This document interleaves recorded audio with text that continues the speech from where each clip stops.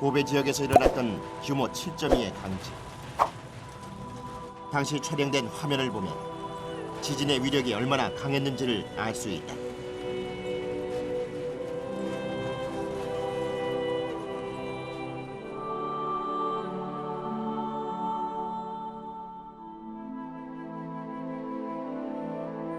지진으로 인한 사망자가 6,300여 명, 부상자가 26,800여 명이 발생했고 이재민은 약 20만 명이 나왔다.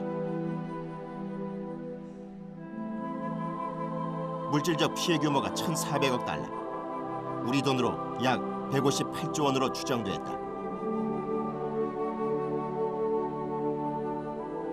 하루아침에 유령 도시가 된 고베. 이렇게 피해가 커진 것은 고베시가 그동안 강진이 일어나지 않았던 지역이기 때문이었다. 우리나라에서 규모 6 이상의 지진이 일어날 위험은 없는 것일까? 상당수의 지진은 지구 표면을 둘러싼 판과 판 사이의 상호작용에 의해서 일어난다. 그중 가장 위험한 것이 판 경계다. 우리나라에 비해 대규모의 지진이 많이 일어나는 일본의 경우 태평양 판이 유라시아판 아래로 파고드는 경계에 있다.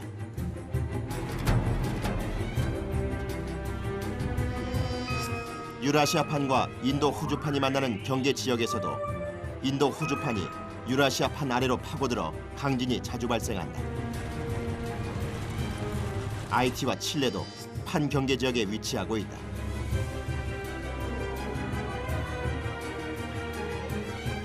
판 아래에는 오랜 기간에 거쳐 축적된 지구 에너지가 존재한다.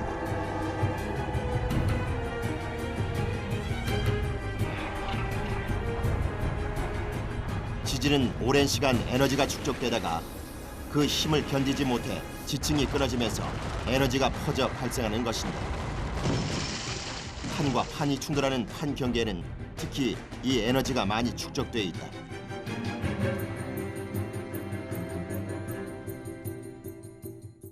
마치 물 위에 떠서 얼음이 움직이는 것처럼 움직이는데 그 얼음끼리 부딪힌다고 생각하시면 돼요. 그래서 얼음이 부딪히는 부분에서 굉장히 강한 힘이 작용할 텐데 그때 막 얼음이 깨질 수도 있거든요. 그 원리가 지구 바깥쪽에서 작용한다고 생각하면 되죠. 우리나라는 유라시아판 내부에 있다. 태평양판과 필리핀판 경계에서 떨어져 있어 경계에 위치한 일본에 비해 지진에 안전한 지형인 것이다. 판 경계에 위치해 지진 피해가 잦은 일본. 아시아 지역에 대한 지진 연구가 활발한 일본에서 최근 한국이 판 경계부에 위치할 수도 있다는 가설에 주목하기 시작했다. 동경대학교의 지진연구센터. 이곳에서 1981년 구소련의 과학자가 주장했던 가설을 다시 연구하기 시작했다. 바로 아무르 판 가설이다. 仮説ですけど、大体皆さんこんな 아무르판의 존재가 다시 거론되기 시작한 것은 일본 국토지리원에서 인공위성으로 동아시아의 지표 움직임을 관찰했기 こ 때문이다. の人の結果を見るとアムールプレートはこんな風にもうこの矢印一つ一つはその GPS で地面がどう動いているかを示している図です。で、これが1年4センチずつ動くとこのくらいの矢印になります。 인공위성을 통해 지표의 위치를 파악할 수 있는 GPS로 관찰한 결과 새로운 판의 움직임이 포착됐고 만주 지역과 일본으로 경계가 그려졌다. 문제는 한반도 위에도 아무르판 경계가 있을 수 있다는 것이다. ちょうどその朝鮮半島の南西の海のあたりですね、ここら辺にプレートの境界があるのじゃないかというふうに思われています。ですがここの地震の活動度はとても低いんですね。ですから今韓国の人たちはあまりその地震を経験してないんですけれども、こういうプレート境界には必ずと言っていいほど大きな地震が起こる可能性があるんですね。 일본 과학자들이 주장하는 가설이 사실이라면 아무르판 경계부에 위치한 한반도의 남서쪽 지표 아래는 대규모의 지진을 일으킬 수 있는 에너지가 쌓이고 있을지 모른다.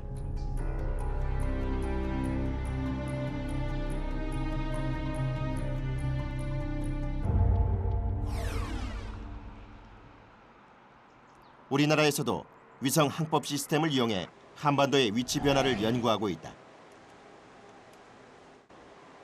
GPS로 한반도의 위치를 관찰한 결과 매년 일본 쪽으로 약 1.5cm씩 이동하고 있다는 사실을 확인했다.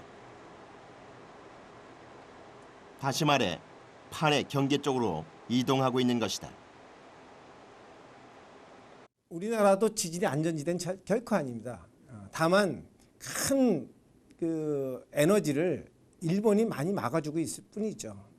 근데 뭐 일본이 항상 버텨주지 못할 수도 있고 또 에너지라는 게 아주 자그마한 에너지라도 오랜 시간 몇 억 년 동안 쌓이면 아주 큰 에너지가 되거든요.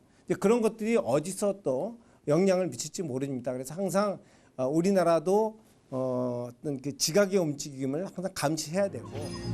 일본의 홋카이도 지역에 대형 지진이 발생하면 그 지진파가 동해를 통해 우리나라로 전해진다. 이때 동해에 있는 거대한 퇴적층이 지진파를 다시 튕겨주는 역할을 하면서 그 에너지가 커져 해일까지 일으킨다는 것이다. 우리 지진학자들도 동해안을 주목하고 있다. 우리나라에서 규모 5 이상의 지진이 발생했던 것은 모두 5차례. 그중 가장 최근에 일어났던 2004년 지진도 동해안 지역이었다. 태평양판이 자꾸 동해를 유라시아판 쪽으로 밀어붙이기 때문에 과거에 이렇게 발생했던 단층들이 이제 거꾸로 힘을 받아서 이렇게 거꾸로 이동을 하고 있는 거죠. 그렇게 정단층이 됐던 게 옆단층이 돼버리는 그런 현상을 동반하고 있거든요. 이로 인해서 이제 큰 지진들도 많이 나고 쓰나미를 동반할 수 있는 거죠. 현재 우리나라가 위치한 유라시아판과 태평양판은 서로를 향해 밀어붙이고 있다.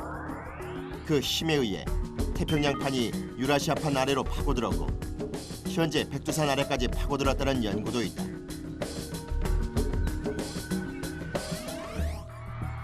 이럴 경우 문제는 쓰나미다.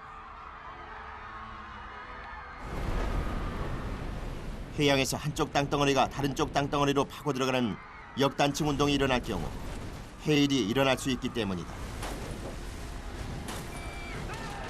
우리 동해에서 대형 쓰나미가 일어날 수도 있는 것이다.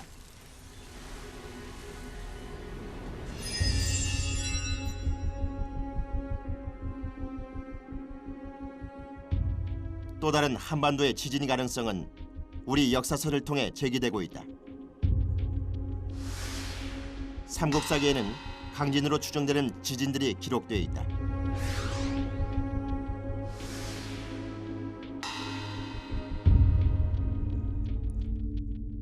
고려 시대와도 고려사라든가 고려사 조례와 같은 이제 국가에서 기록한 역사책에 지진에 관한 기록이 또 다수 나옵니다. 이때는 대략 한 1년에 0.4회 정도 기록이 나오는데 좀 더 삼국시대보다는 체계적으로 기록이 되었기 때문일 것입니다. 지진 기록이 가장 많은 것은 조선시대다. 조선 왕조실록에 기록된 지진만 모두 1900여 건이나 된다. 그중에는 강진이었다는 것을 추정할 수 있는 지진 피해 기록도 있다.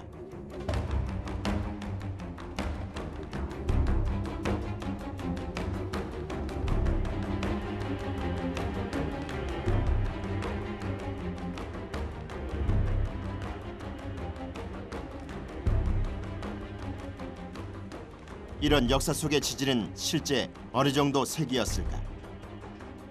서울대 김재관 교수팀은 역사 기록 속의 지진의 규모를 밝히기 위해 당시 지진 피해를 그대로 재현하는 모의 실험을 했다. 그중 하나가 1936년 조선 총독부 보고서에 나온 상계사 지진이다.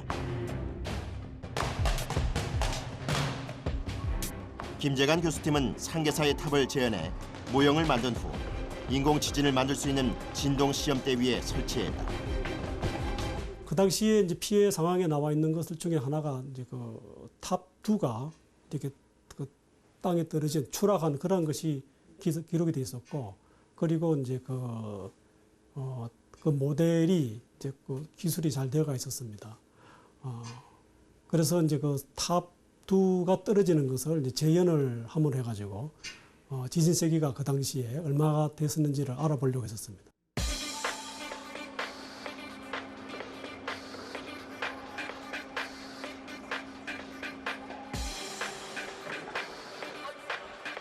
드디어 떨어진 탑두. 진동의 세기가 지진 규모 5.5 이상이었다. 조선왕조실록에 나온 지진의 피해도 재현했다. 조선시대 민가를 재현한 초가집. 규모 6.5에 이르자 완전히 주저앉았다.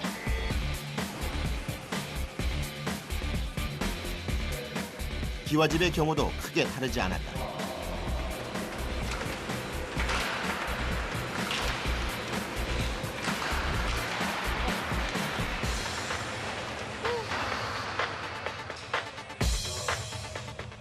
다른 방향에서 촬영한 것을 보면 한쪽 벽이 완전히 파손된 것을 볼 수 있다.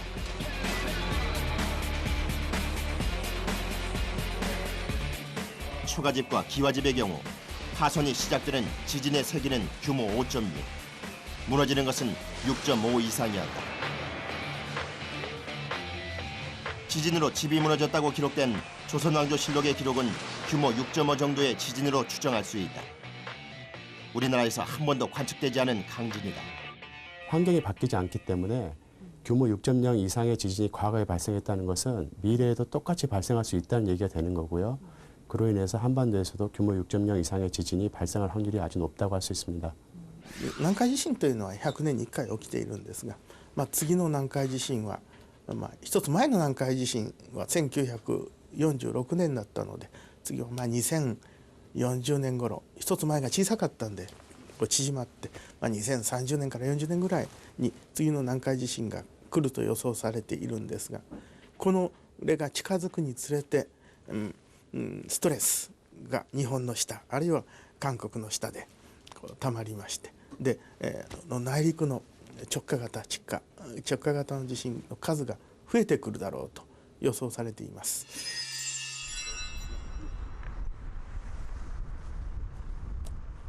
역사석뿐 아니라 한반도에서 일어난 지진 활동의 흔적을 직접 볼 수 있는 지역도 있다. 지금 이 벽면을 보시면 지금 이런 줄무늬들이 보이시죠? 이런 줄무늬들이 지금 타적청의 청리면들입니다. 그래서 밑에 보면 제일 하부층에는 지금 자갈 같은 것들이 쌓이고 있고요. 그 다음에 그 위에는 모래들, 검은 부분 같은 경우는 저 갈탄석이 들어있어 가지고 나뭇잎들이 유기물들이 들어있거든요. 이 유기물들을 가지고 우리가 탄소 동위원소를 가지고 이 지층의 나이를 측정해 보면 한 43,000년에서 한 47,000년 사이가 나옵니다. 그러니까 43,000년, 7,000년 사이에 이 대지층이 쌓인 거죠. 그 이후에 저 뒤에 보시면 허연 부분이 나오는데 저 흰 부분이 바로 화강암입니다. 저 화강암은 나이가 한 6천만 년 가까이 됩니다.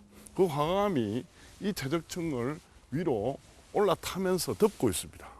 그 말은 무슨 말이냐면 이 지역이 이 계곡 방향으로 압축력을 받아가지고 하부에 있던 오래된 6천만 년 정도 된 저 오래된 화강암층이 지금 이 5만 년이 채 안 된 이 지층을 압축을 받아가지고 지금 지각이 압축되면서 올라탔다는 얘기죠. 그래서 단층 운동이 발생했다는 겁니다. 단층 운동. 다시 말해 지진이 일어났다는 뜻이다. 99% 가까이가 내진 설계가 안 돼 있어요. 선 위에 있는 더 오래된 지층이 선 아래에 있는 어린 지층을 올라탔다는 것은 이곳에 급격한 지각 변동이 있었다는 것을 의미한다. 이런 단층을 활성 단층이라고 부르는데 일반적으로 활성 단층은 50만 년 안에 2번 지진 활동을 한 적이 있는 단층을 말한다. 여전히 지진 위험성이 있는 것이다. 썰어내리면 실질적으로 우리나라 같은 경우는 과학적인 관측 시스템이 구축된 게 한 30년밖에 안 됩니다. 그래서 이 30년 자료 가지고는 지진의 발생 주기라든지 크기라든지 이런 걸 알 수 없거든요. 그래서 그 이전에 있었던 어떤 지진 운동, 지진 활동 이런 것들의 기록은 결국 이 활성 단층에 다 담겨 있습니다. 활성 단층을 정확하게 판단하기 위해서는 과학적인 연대 측정이 필요하다. 연대 측정은 3가지 방법을 거치는데 그중 하나가 OSL 연대 측정이다.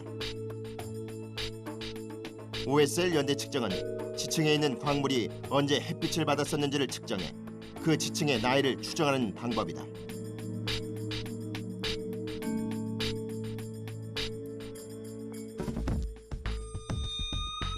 경주 울산 지역에서 발견된 활성 단층만 20여 개.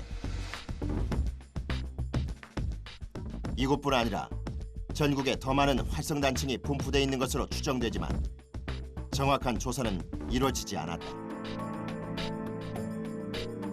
60년대, 50년대 찍어준 황사지를 보면 서울 지역을 통과하는 대규모 단층들이 있어요. 뭐 지하철 이쪽 지하철 공사를 하다도 한강 밑에 이제 그 지하철 파다가도 이제 발견한 단층들이 있고요. 그런데 그런 대규모 단층들이 서울 지역을 지나는 대규모 단층들이 활성이냐 아니냐에 대해서는 조사된 적이 전혀 없습니다. 전문가들은 서울을 비롯한 수도권 지역에도 활성 단층이 존재할 확률이 높다고 본다. 서울이나 수도권도 대지진의 위험으로부터 자유로울 수 없는 것이다. 실제 서울 시내에서 강진이 일어난다면 그 피해는 어느 정도나 될까?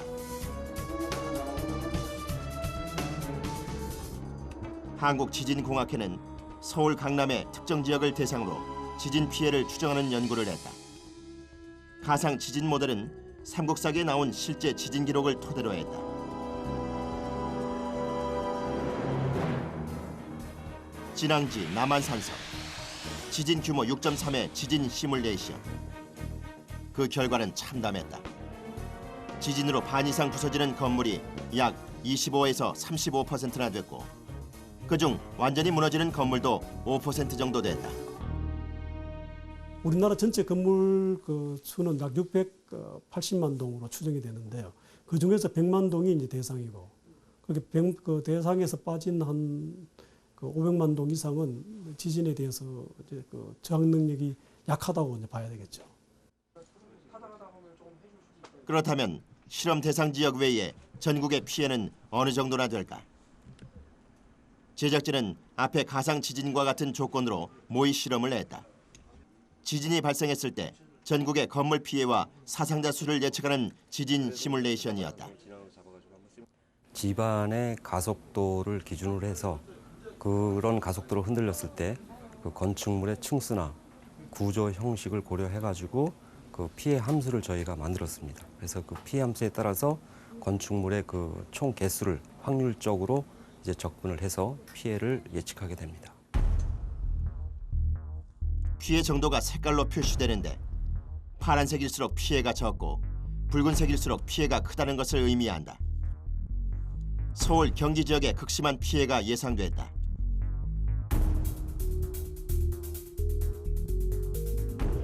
이 피해를 정확한 수치로 살펴보면 사상자만 2만 3천여 명에 이르고 반 이상 파손된 건물도 5천여 동 가까이 된다.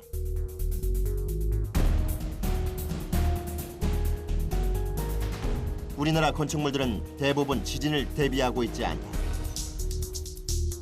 현재 우리나라에서 2005년 이전에 지어진 3층 이하의 건물들은 지진을 견디는 내진 설계가 거의 돼 있지 않다. 1988년 이전에 지어졌다면 5층 이하의 건물도 마찬가지다. 수많은 건물들이 지진에 대해 무방비 상태인 것이다. 내진 설계가 된 2층 집과 그렇지 않은 2층 집의 지진 피해를 비교해봤다. 지진 규모 7 정도에 이르자 내진 설계가 안 된 집은 순식간에 무너져 내린다. 기둥이 내진 설계가 안 됐으면은 건물의 기둥이 이제 상하에서 이렇게 분필이 부러지는 것처럼 똑똑 부러질 수가 있게 됩니다. 그래서 지진이 나게 되면은 이제 건물들이 막 포개진 것처럼 그런 피해를 받을 수가 있고요.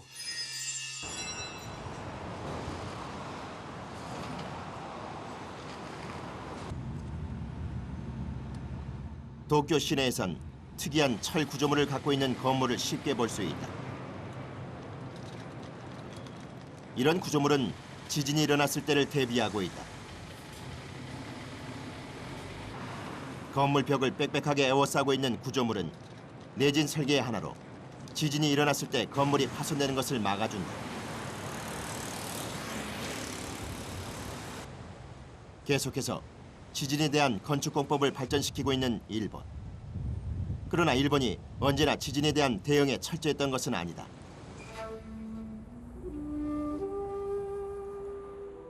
고베시의 지진 박물관. 이곳에는 일본의 아픈 역사가 고스란히 남아있다. 日本の東の方に住んでいる人たちはいつも地震があるから地震は東日本には多い、大阪や神戸には少ない、だから我々は安全だと思っていたんですね。でそれは間違いだったということなんです。で地震っていうのはそんなにしょっちゅう起こるものではないですから、とかく人間は忘れてしまいがちなんです、地震のことを。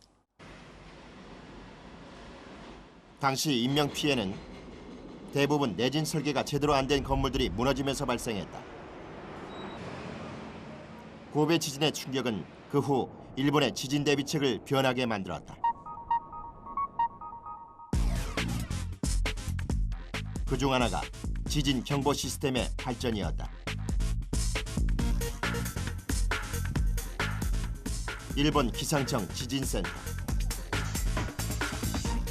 이곳에서 세계에서 가장 빠르다고 자부하는 지진 경보 시스템이 운영되고 있다. 실시간으로 신호를 보내주는 진도계만 전국 4,200여 개. 진앙지에서 지진이 발생하고 10초 이내에 지진의 규모를 피해 예상 지역에 알리는 것이 목표다. 地震波をキャッチしてから緊急地震速報が発表されるまでに3秒から4秒ぐらいの時間で発表しています。で、技術的にはなかなか難しいところもあるので、それより短くするのは、困難だと思ってるんですけども。 진자 운동을 시켰을 때 처음 돌아오는 작은 흔들림이 피파이고 그 뒤 크게 진자를 흔드는 것이 S파다. S파는 지진파가 전달되는 수직 방향으로 움직이기 때문에 느리고 파동이 크다. 그렇기 때문에 S파보다 상대적으로 빠른 P파를 얼마나 빨리 감지해내느냐가 지진 피해를 줄일 수 있는 결정적인 역할을 하는 것이다. 강진을 피할 수 있는 시간을 벌어주기 때문이다. そこで我々はその地下の岩盤がくっついている状態が今まで通りなのか、あるいは変化しかけているのかということを捉えるための、岩盤の状態を測るセンサーを多数展開して常時監視しているところです。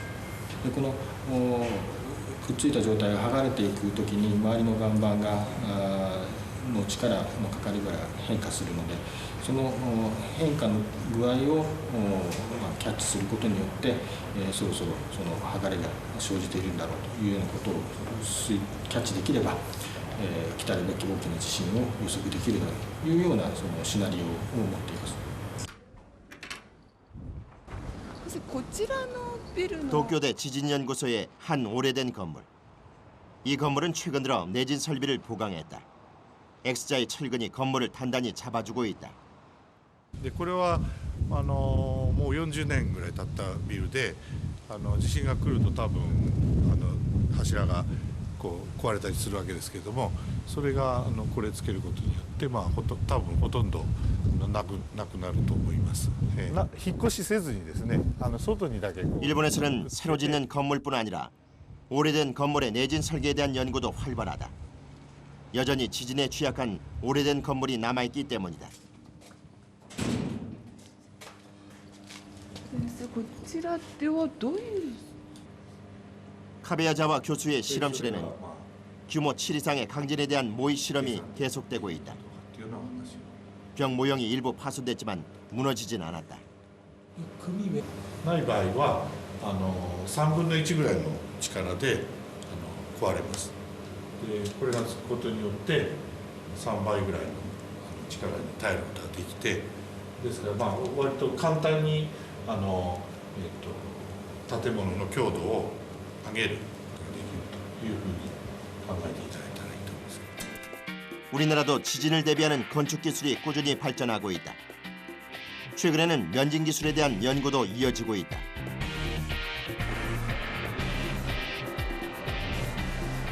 부산의 한 고층 빌딩.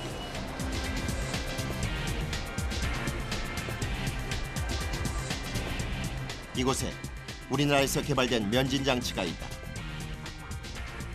겉보기엔 일본에서 봤던 철 구조물과 크게 다르지 않아 보인다.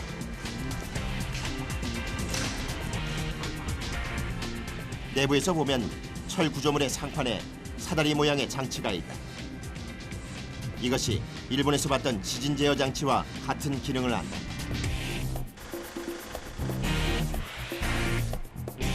한 대학의 지진공학연구소. 이곳에서 한국식 진동 제어 장치가 개발됐다. 댐퍼가 어느 정도 규모의 지진까지 제어할 수 있는지 측정하고 있다. 그래서 혹시 용접부가 터지는지 안 터지는지 댐퍼 상태는 지금 요게 보니까 지금 한 지진 규모 8 정도에 이르는 충격이 전해지자 댐퍼가 끊어졌다.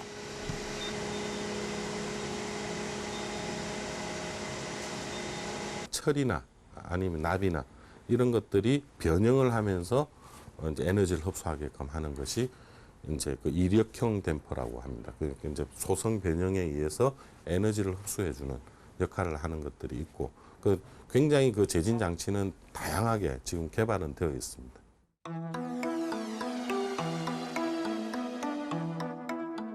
단단한 철제 구조로 보이는 댐퍼는 주변의 충격에 따라 좌우로 유연하게 움직이며 충격을 흡수할 수 있다.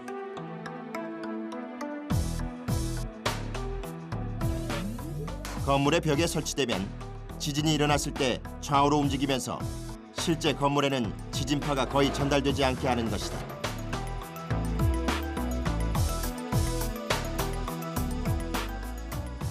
내진 설계만 돼 있는 건물이 대지진이 일어났을 때 어느 정도의 파손은 피할 수 없는 것에 비해 이 댐퍼가 설치된 건물은 끊어진 댐퍼만 교체하면 된다.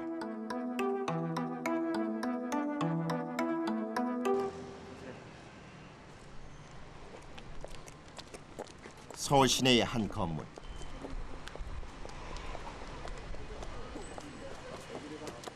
평범해 보이는 이 건물의 계단을 둘러싼 선에는 최첨단 면진 장치가 숨어 있다. 면진 장치를 이렇게 설치를 했습니다.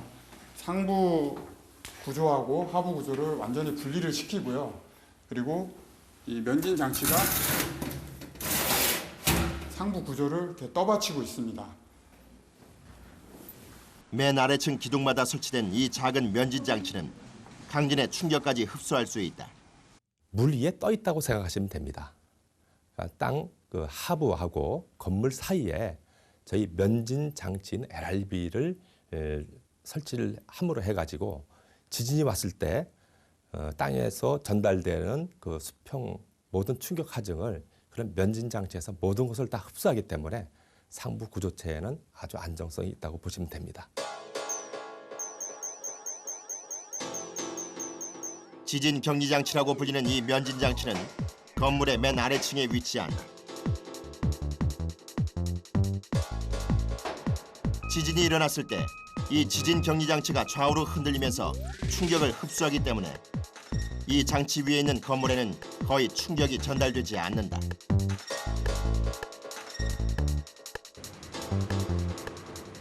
그동안 지진 격리 장치는 대부분 교각을 만들 때 사용돼 왔지만 지진에 대한 안전이 중요해지면서 일반 건물에도 사용되기 시작했다. 지진 격리 장치가 어느 정도 효과가 있는지 다리 모형 실험을 해봤다. 한쪽 다리는 지진 격리 장치를 설치하고 한쪽 다리는 설치하지 않았다.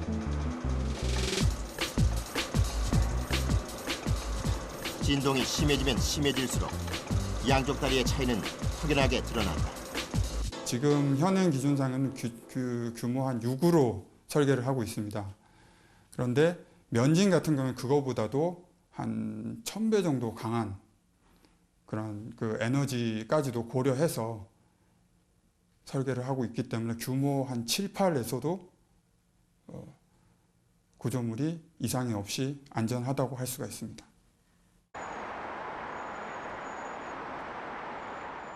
서울 시내의 한 공사장.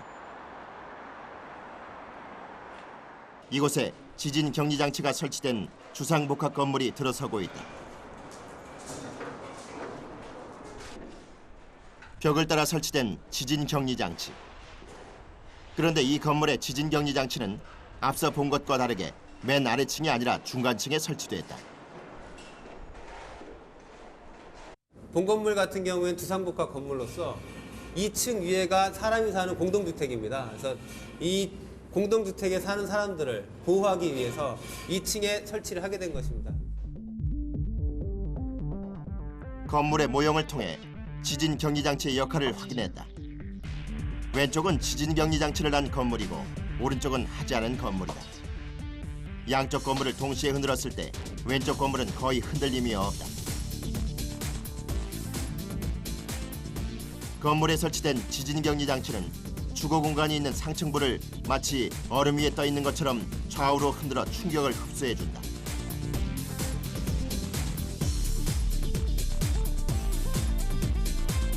강진이 거의 일어나지 않는 우리나라에서도 면진 장치를 갖춘 주거용 건물이 하나둘씩 늘어나고 있다.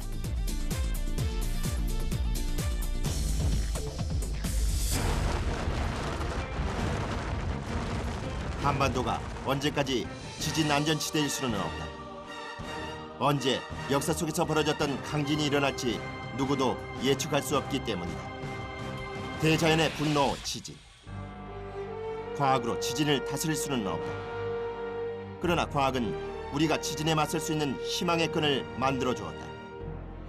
바로 지진의 피해를 줄여주는 첨단 기술이다.